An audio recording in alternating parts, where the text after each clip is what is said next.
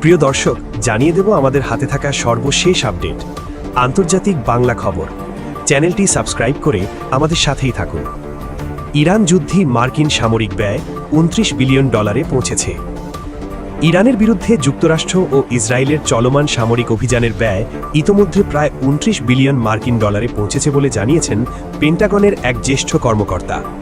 পেন্টাগনের ভারপ্রাপ্ত controller joules Hurst মার্কিন কংগ্রেসের আইন প্রণেতাদের জানান, এই ব্যয়ের মধ্যে রয়েছে সামরিক সরঞ্জাম মেরামত ও প্রতিষ্ঠান, পাশাপাশি চলমান সামরিক অভিযানের অপারেশনাল খরচ।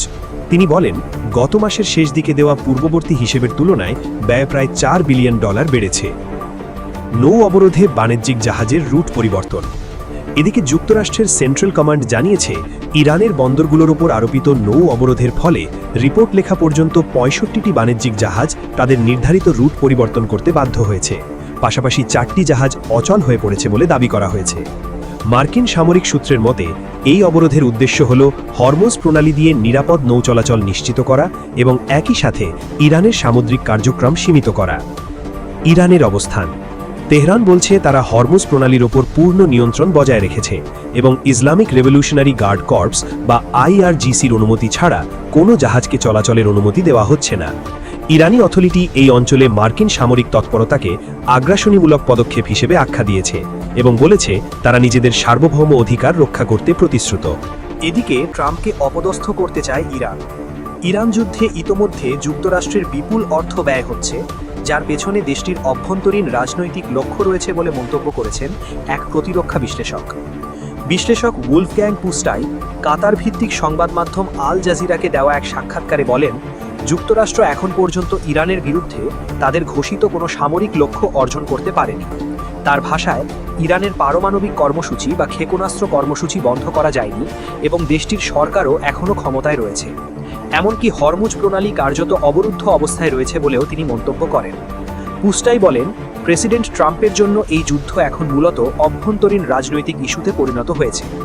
আসন্ন মধ্যবর্তী নির্বাচনের আগে নিজের দলকে সুবিধাজনক অবস্থানে রাখতে ট্রাম্পকে অন্তত কিছু সীমিত সাফল্য দেখাতে হবে। তার মতে, ট্রাম্পের জন্য এই যুদ্ধের মূল উদ্দেশ্য এখন ঘরোয়া রাজনীতি, কিন্তু ইরান চায় ঠিক এর বিপরীতটি। তারা ট্রাম্পকে রাজনৈতিকভাবে দুর্বল ও অপদস্থ করতে চায়। বিশ্লেষকের দাবি, বর্তমান পরিস্থিতিতে যুক্তরাষ্ট্রের যুদ্ধের কোনো বড় লক্ষ্যই পূরণ হয়নি। ফলে এই সংঘাত দীর্ঘায়িত হলে ওয়াশিংটনের জন্য রাজনৈতিক ও অর্থনৈতিক চাপ আরও বাড়বে। তিনি আরও বলেন, হরমুজ প্রণালীর পরিস্থিতি এবং আঞ্চলিক অস্থিরতা এই সংঘাতকে আরও জটিল করে তুলছে, যা বৈশ্বিক জ্বালানি বাজারেও প্রভাব ফেলতে পারে। উল্লেখ্য, গত 28শে ফেব্রুয়ারি ইরানের উপর যৌথভাবে হামলা শুরু করে যুক্তরাষ্ট্র ও ইসরায়েল। এই দুই দেশই অত্যাধুনিক যুদ্ধ সরঞ্জামের অধিকারী। হামলার শুরুতেই ইরানের বহু সংখ্যক লক্ষ্যবস্তুতে আঘাত হানে মার্কিন ও ইসরায়েলি বাহিনী।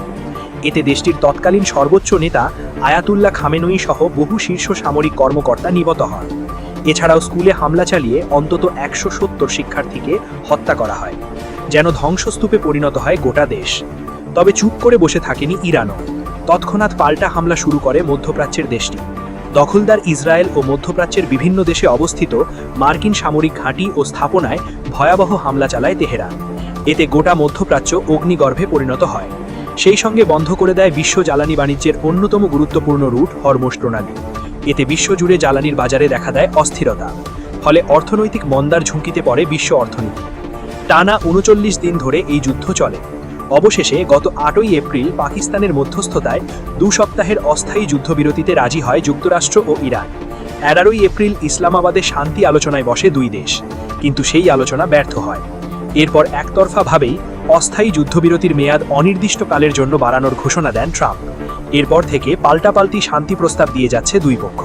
তবে রিপোর্ট লেখা পর্যন্ত অচলাবস্থার অবসান হয়নি। সবশেষ জানিয়ে দেব, পাকিস্তানের মধ্যস্থতায় সংকটে ইরান যুক্তরাষ্ট্র যুদ্ধবিরতি, বাড়ছে উত্তেজনা। ইরানি সামরিক বিমানকে সম্ভাব্য মার্কিন হামলা থেকে নিরাপত্তা দেওয়ার অভিযোগ ভিত্তিহীন ও বিভ্রান্তিকর বলে জানিয়েছে পাকিস্তান। একই সঙ্গে ওয়াশিংটন ও ইরানের মধ্যে চলমান ভঙ্গুর যুদ্ধবিরতি ক্রমেই ভেঙে পড়ার ঝুঁকিতে রয়েছে বলেও জানিয়েছে মধ্যস্থতাকারী দেশটি।